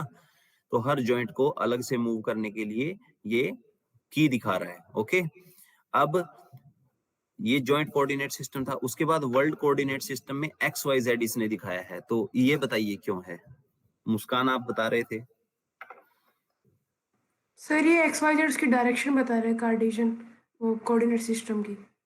यस, अब XYZ इसलिए दिखा रहा है यहाँ पे A1, A2, A3, A4, A5, A6 ना दिखाकर ये सीधा XYZ दिखा रहा है, क्योंकि अब पूरा रोबोट जो है Cartesian coordinate system, world coordinate system के अकॉर्डिंग मूव करेगा। अगर आप X में रोबोट को मूव कराना चाहता हो तो ये की है, Y के लिए ये की है, Z के लिए ये की है, और ABC इसके नीचे फॉलो अप बाय 3 कीज, वो जो है रोटेशंस के लिए हैं।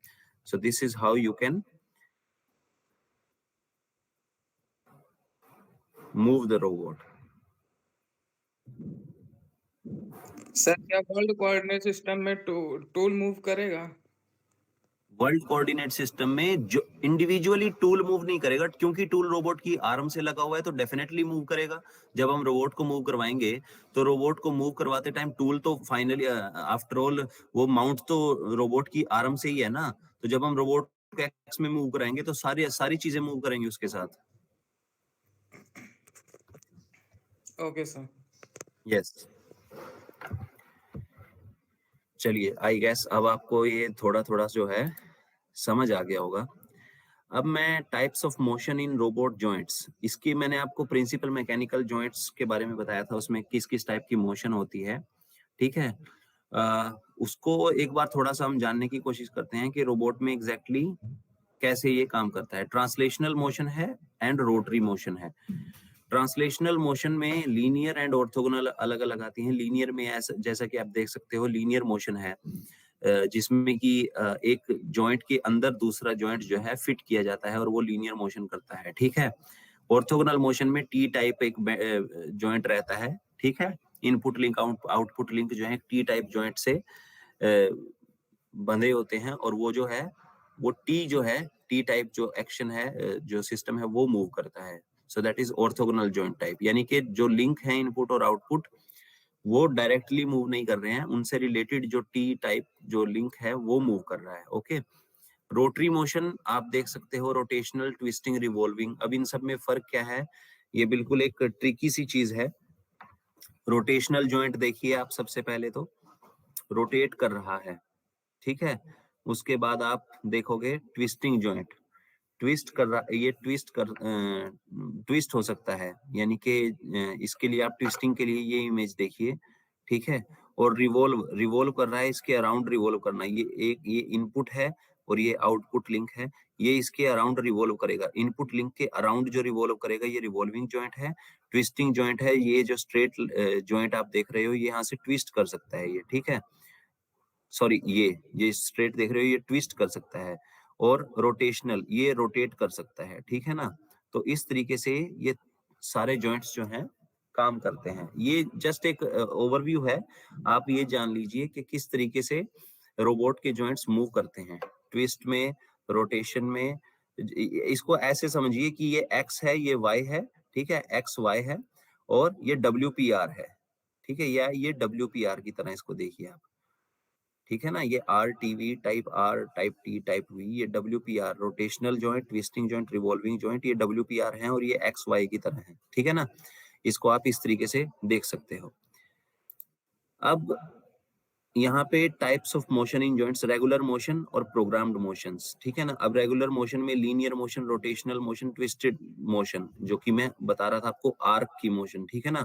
एक आर्क क्रिएट कर रहा है रोबोट एक पॉइंट से दूसरे पॉइंट में जाने में, या फिर लीनियरली मूव कर रहा है। ये रेगुलर मोशंस हैं जो नेचुरल मोशंस जिन्हें बोल सकते हैं। लेकिन प्रोग्राम्ड मोशंस में हम कैसे क्या यूज करते हैं, point two point, in terms को यूज करते हैं, point two point, linear, circular, spline, ठीक है ना। स्प्लाइन में शॉर्टेस्ट पाथ को जो है वो अप्रोच करने की कोशिश करता है रोबोट। सो ये regular motions and programmed motions के कुछ नोमेनक्लेचर हैं जो कि हम यूज करते हैं अक्सर रोबोटिक्स में। So if you want to note it down, you can note it down, otherwise we will move further.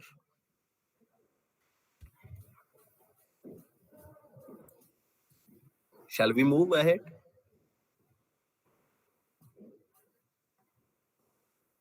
No, sir. Okay, note it down. When you complete noting it, let me know.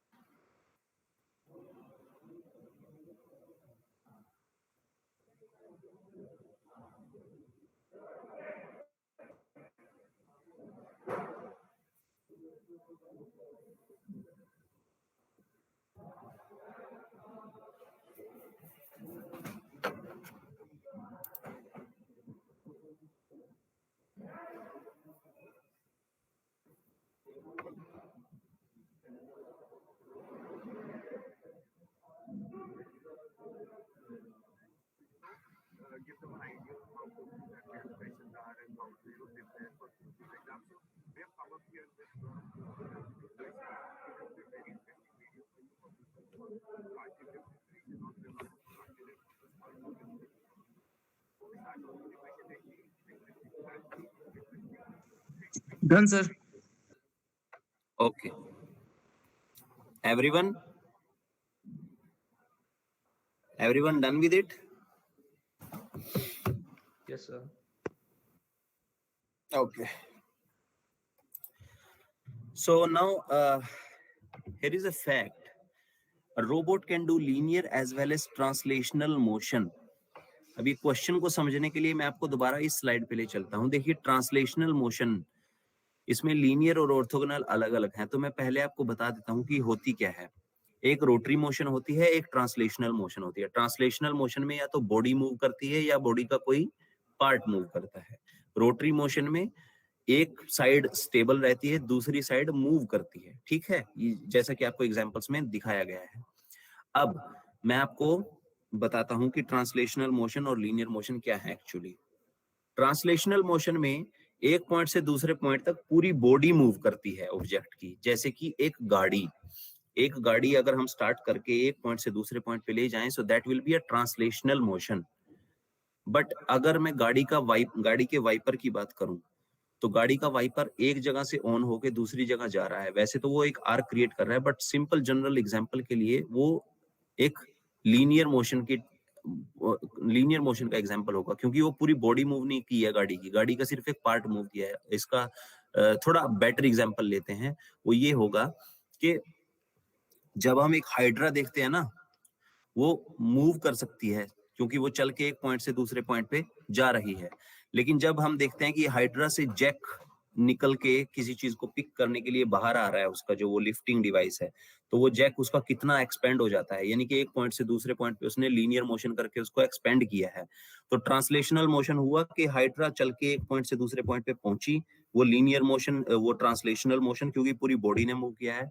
उसके बाद body stable हो गई, लेकिन उसका एक particular part linear motion कर रहा है, ठीक है। तो ट्रांसलेशनल मोशन और लीनियर मोशन होते तो दोनों लीनियर मोशन के टाइप ही हैं, लेकिन इनमें फर्क होता है। ट्रांसलेशनल में बॉडी मूव करती है और लीनियर में बॉडी का एक पार्ट मूव करता है। Now question is, a robot can do linear as well as translational motion. How? Can anyone think of it? अब ये क्वेश्चन जो रिलेट करता है, ये सीधा हमारे पहले सेशन से रिलेट करता है, जब मैंने आपको टाइप्स ऑफ रोबोट्स के बारे में बताया था। If anyone remembers it, this is a kind of aptitude test, and really, if anyone has taken that session seriously, he or she can think of it कि मैं किस चीज के बारे में बात कर रहा हूँ। ट्रांसलेशनल मोशन भी कर सकता है रोबोट और लीनियर मोशन भी कर सकता है। कैसे?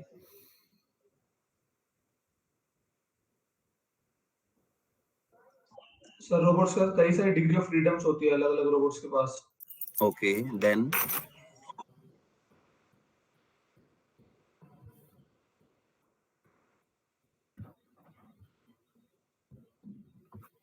डिग्रीज ऑफ फ्रीडम होते हैं, that is fine, but mobile और sir different type of joints भी होते हैं जिसके से मूवमेंट पॉसिबल हो पाता है। डिफरेंट टाइप के जॉइंट्स नहीं, इसको सर व्हील रोबोट। हाँ, ओके, व्हील्ड रोबोट्स। और मतलब क्या व्हील्ड रोबोट्स, क्या, इसको बताइए आगे। Sir wheel robot sir linear and वो ट्रांसलेशनल मोशन कर सकते हैं। ओके, कैसे? सर वो एक जगह से दूसरी जगह जब मोशन करेंगे तो सर वो लीनियर हो जाएगा। एक जगह से दूसरी जगह मोशन करेंगे,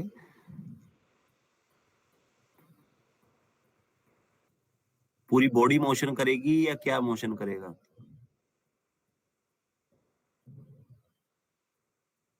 तो सही, आपने अच्छा सही पॉइंट पकड़ा है शुभम।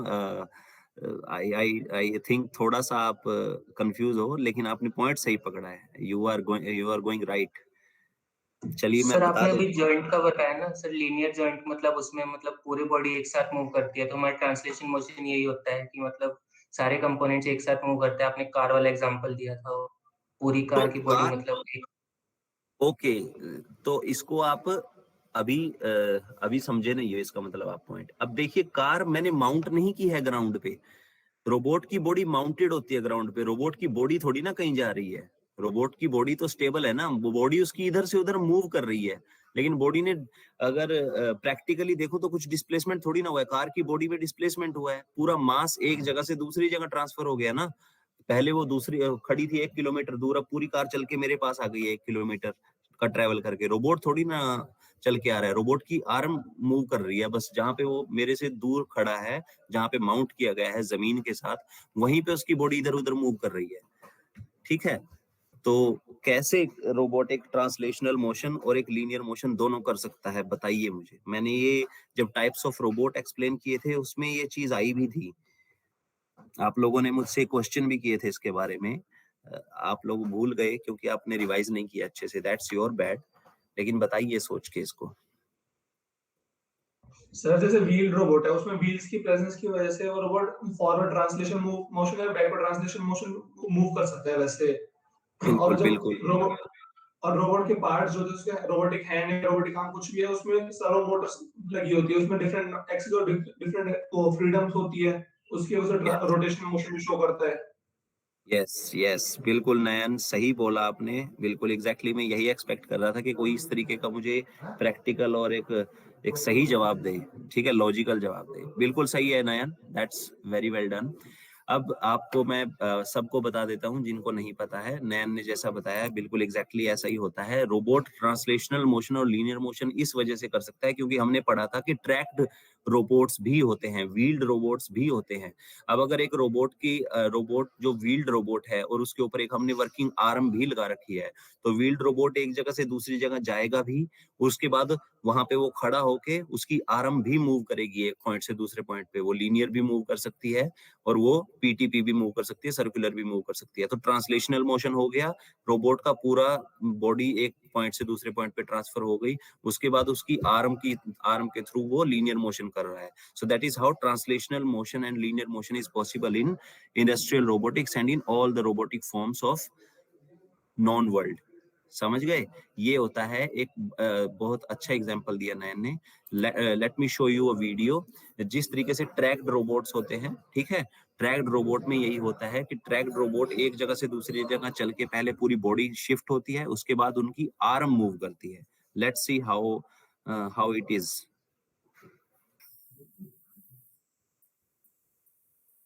ये देखिए, ये ट्रैक्ड रोबोट पहले चल के दूसरी जगह आया, उसके बाद अब इसकी आर्म मूव कर रही है।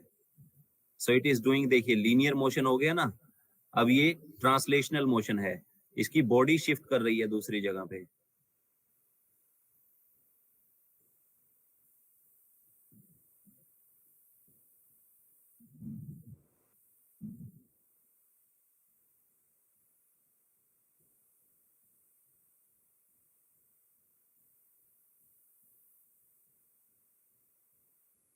यस, ये सबसे बेस्ट एग्जांपल आपको जो समझ आएगा। Now we will see another video, इसमें देखते हैं हम।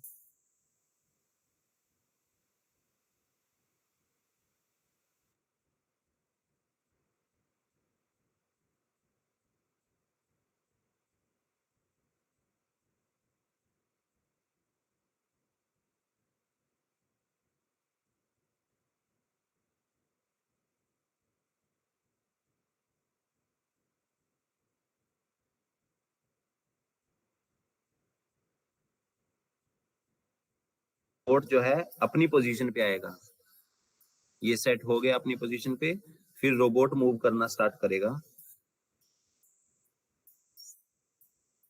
Now you see, robot move कर रहा है, पूरा का पूरा रोबोट आ रहा है शिफ्ट होके अपनी वर्किंग पोजीशन पे।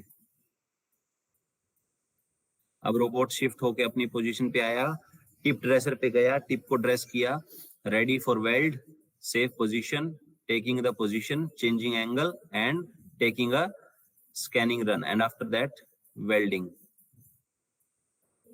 सी दिस, अब ये रोबोट ने मोशन किया यहाँ पे लीनियर और ट्रांसलेशनल दोनों। अब ये लीनियर मोशन ही तो कर रहा है रोबोट, वेल्डिंग करते हुए देखिए लीनियरली जा रहा है आगे।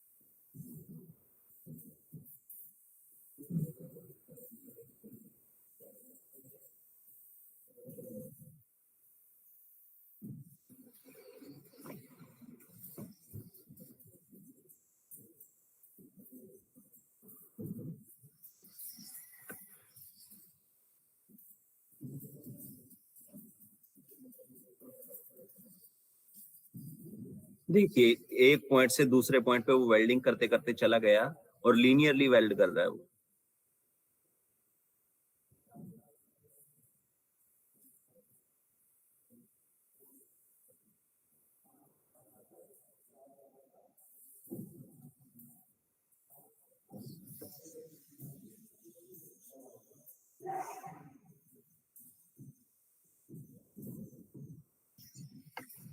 Getting back for tip dressing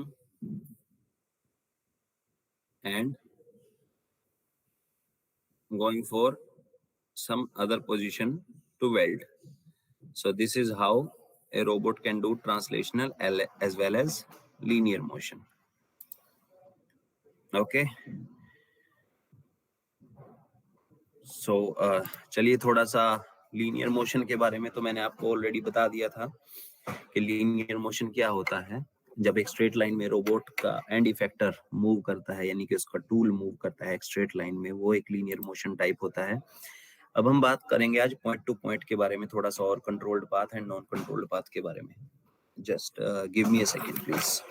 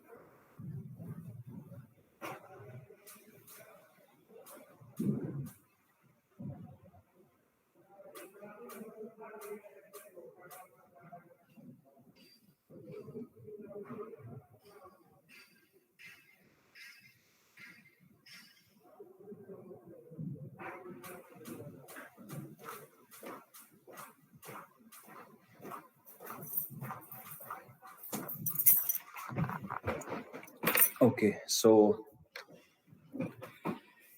point two point motion के बारे में हम काफी डिस्कस कर चुके हैं और आई गेस कि अब आपको क्लियर हो गया होगा कि ये एक्चुअली में होता क्या है।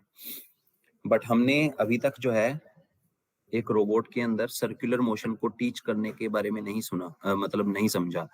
लीनियर मोशन को अगर टीच करना होगा तो एक नंबर की मार्किंग जो ये है, रोबोट यहाँ पे है, मैं उसको मूव करा के P2 पे लेके आऊंगा और उसको कमांड ओके मोशन कमांड देके मैं उसको टीच कर दूंगा। फिर P3 पे लेके आऊंगा, मोशन कमांड देके मैं टीच कर दूंगा।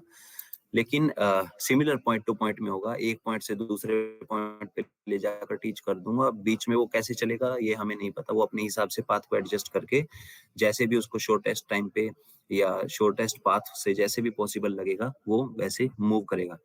एक चीज और हमेशा आपको ध्यान में रखनी है कि shortest time is not equal to shortest path. ये जरूरी नहीं है कि शॉर्टेस्ट पाथ आपने अगर लिया है तो वो शॉर्टेस्ट टाइम में ट्रेवल हो जाए। दोनों अलग अलग हैं, शॉर्टेस्ट टाइम अलग है, शॉर्टेस्ट पाथ अलग है। Are you getting my point?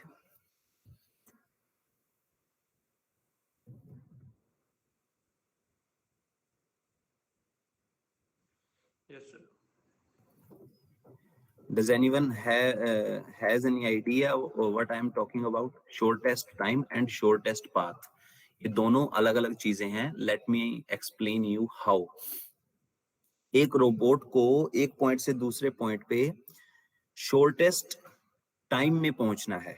Shortest path की हम बात नहीं कर रहे हैं, शॉर्टेस्ट टाइम में पहुंचना है तो जरूरी नहीं है कि वो उसके लिए शॉर्टेस्ट पाथ लेगा। शॉर्टेस्ट टाइम में पहुंचने के लिए के बिना एडजस्टमेंट के, बिना एक्सिस की एडजस्टमेंट के, बिना कोई एक्स्ट्रा एफर्ट किए वो मैक्सिमम वेलोसिटी को अचीव करके शॉर्टेस्ट टाइम में कैसे दूसरे पॉइंट पे पहुंच सकता है। ठीक है, उसके लिए वो longest route भी ले सकता है. For example, let me show you how it will go.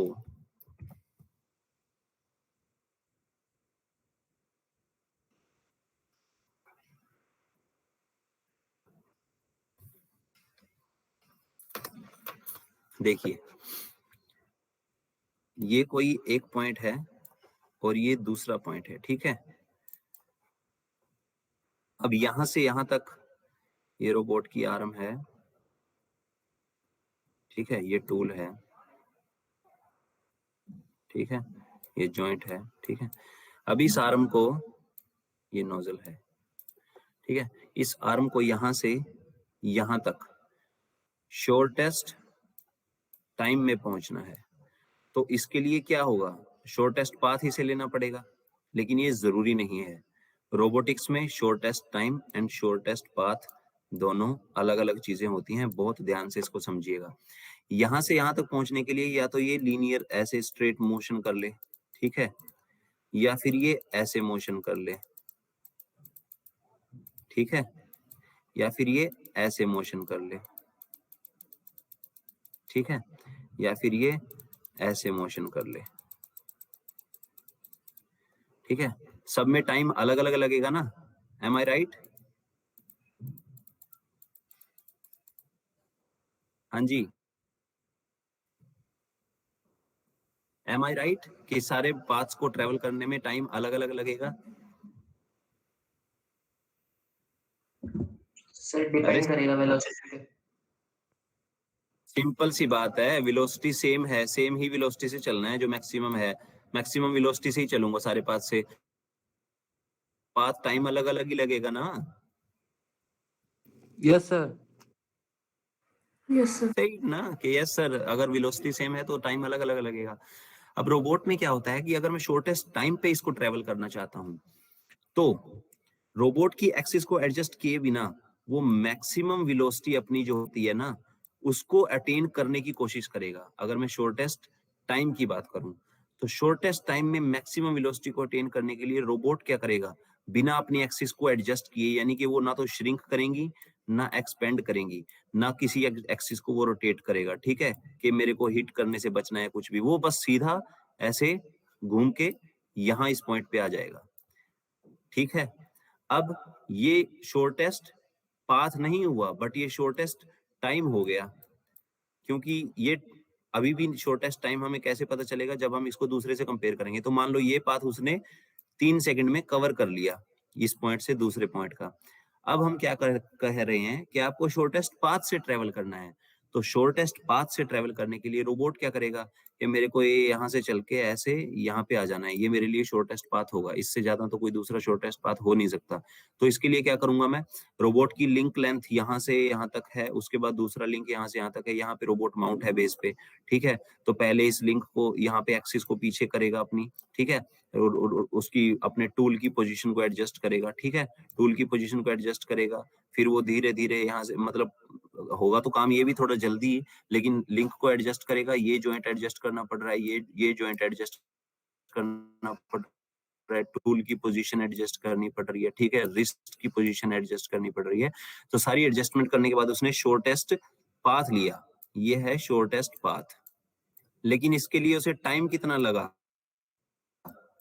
5 second. और यहाँ पे शॉर्टेस्ट टाइम, ये शॉर्टेस्ट टाइम जो लिया था इसके लिए टाइम उसे कितना लगा था, 3 सेकंड. तो नाउ यू सी कि उसको एक्सिस एडजस्ट करके शॉर्टेस्ट पाथ लेकर बिना एक्सिस एडजस्ट किए डायरेक्ट मैक्सिमम वेलोसिटी के साथ उसने लॉन्गेस्ट पाथ को शॉर्टेस्ट टाइम में ट्रेवल कर लिया. So this is how shortest time and shortest path are different in robotics. और यही चीज है जो कि यहाँ पे आपको बताने की मैं कोशिश कर रहा हूँ कि लीनियर मोशन है तो पॉइंट टू पॉइंट चलेगा वो, लेकिन उसके बाद जब हम अगर बात करते हैं पॉइंट टू पॉइंट मोशन की, तो पॉइंट टू पॉइंट मोशन में हमें नहीं पता कि वो किस तरीके से चलेगा. इसमें रोबोट कैसे भी एडजस्टमेंट कर सकता है, अपने पाथ के अकॉर्डिंग एडजस्टमेंट कर सकता है, अपनी मोशन के अकॉर्डिंग एडजस्टमेंट कर सकता है. That's why point two point motion में हमेशा 100% डिफॉल्ट वेलोसिटी आ जाती है प्रोग्राम पे, हम उसको सेट नहीं कर सकते, वो बाय डिफॉल्ट 100% वेलोसिटी पे होता है। लीनियर में कंट्रोल्ड पाथ मोशन में हम उसको एडजस्ट कर सकते हैं। अब बारी आती है हमारे पास सर्कुलर मोशन की। अब सर्कुलर मोशन को टीच कैसे करते हैं ये मैं आपको बता देता हूं। हमने एक स्टार्ट पॉइंट लिया, ठीक है। अब स्टार्ट पॉइंट पे हमने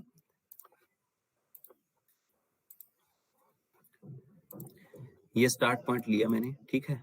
अब इस स्टार्ट पॉइंट से मुझे एक सर्कल क्रिएट करना है जो कि यहां तक आ जाए, ठीक है। मुझे ये एक सर्कल क्रिएट करना है, मतलब एक आर्क क्रिएट करनी है। सर्कल तो वो बन ही जाएगा जब रोबोट घूमेगा सारा, ठीक है ना। तो चलिए हम सर्कल की बात कर लेते हैं, ऐसे समझ भी नहीं आएगा तो आ जाएगा, समझ आ जाएगा, कोई इशू नहीं है। छोटा बना लेता हूं मैं, ये पॉइंट है, ठीक है। एक ये पॉइंट है, एक ये पॉइंट है, ठीक है।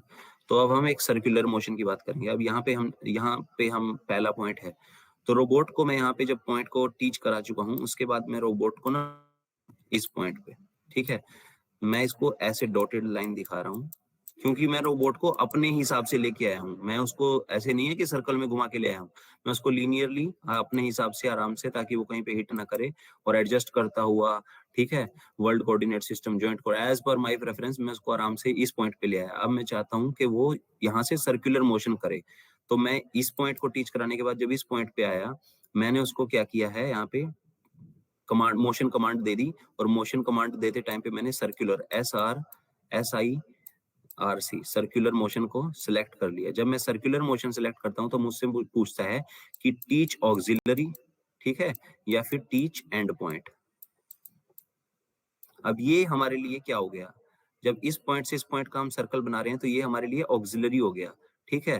तो मैं यहाँ पे टीच ऑक्सिलरी करके कमांड ओके कर दूंगा, फिर मैं रोबोट को वैसे ही लीनियरली आराम से मूव कराता हुआ, ताकि कहीं हिट ना करे, इस पॉइंट पे ले गया। अब यहाँ पे मैं उसको उसी पॉइंट को, ये देखिए मैं आपको दिखा देता हूँ, ये पॉइंट है, ठीक है। अब इसी पॉइंट को, पॉइंट मुझे अलग टीच नहीं करना है, कर्सर मेरा उसी पॉइंट पे रहेगा जिस पॉइंट पे यहाँ पे था, ठीक है।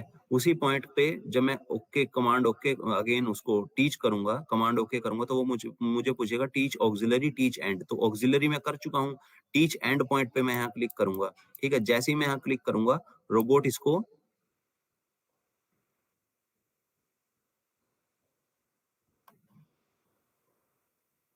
ऐसे बना लेगा, सर्कुलर बना लेगा, sorry my drawing is not so good.